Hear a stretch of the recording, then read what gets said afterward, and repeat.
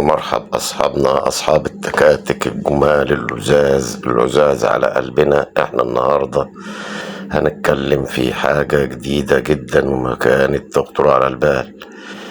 البي بتاع التوك توك من 2013 وانت نازل لحد ما بدأ التوك توك من أول 2014 وانت طالع لحد 2023 24 اللي نزل.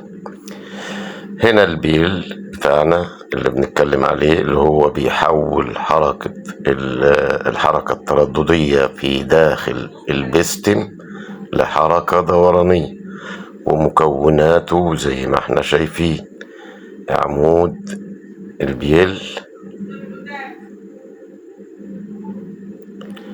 والبلية اللي هي الشبكة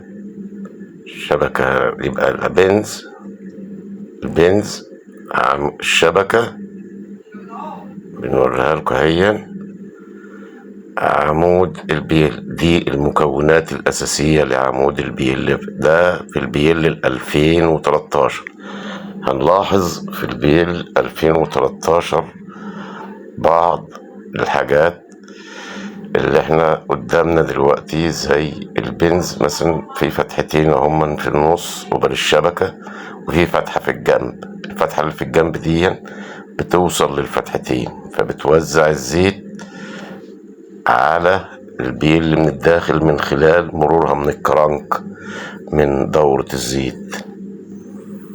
فالفتح التلاتة دول مهمتهم ان هم بيطرطشوا الزيت الزيادة على سطح الشميز من تحت، فبياخد الحرارة بتاعت الشميز وينزلها. دي الحاجة اللي موجودة مميزة لما هو قبل 2013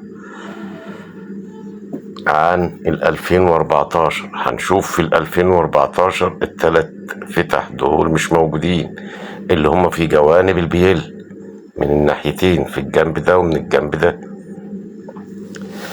دول مهمتهم ان هم يخلوا الزيت يتطرطش في صورة رذاذ على سطح المكنة من الداخل. الحاجات اللي هي الفتحات التلاتة، الفتحة دي والفتحة دي والفتحة دي، دول بيسمحوا بمرور الزيت. هنيجي للبيل بتاع 2014. ده بيل 2014 وانت طالع.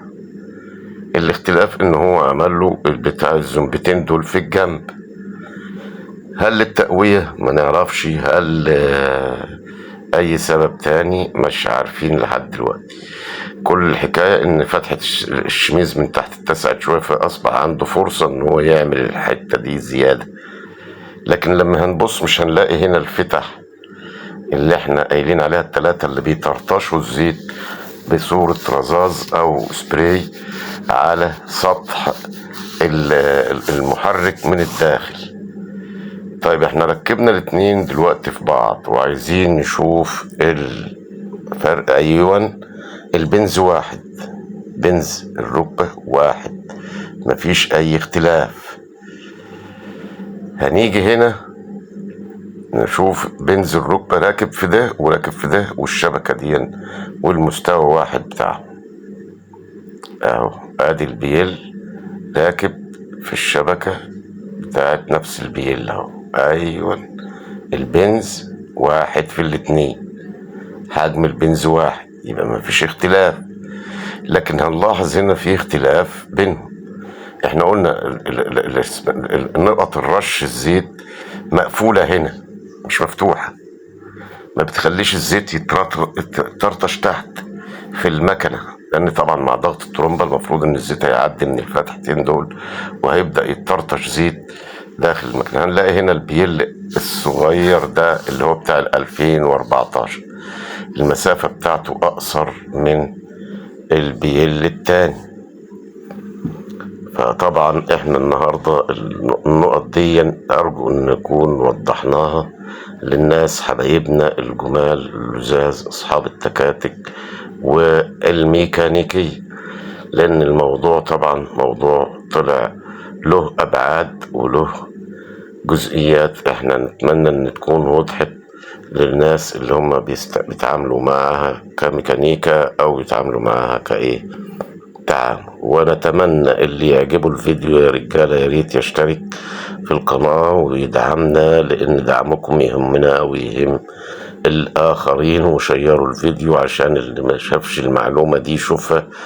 وشكرا جزيلا يا رجالة، أرجو أن يكون أسردكم بأي معلومة، وأنتوا اخواتنا وحبايبنا، ونتمنى لكم كل السعادة والهناء والتعامل مع الآلة بمنتهى الحذر والحرص، لأن المال النهاردة أصبح صعب والغلاء. نتمنى لحبايبنا ولأصحابنا إن هم يكونوا مبسوطين. السلام عليكم.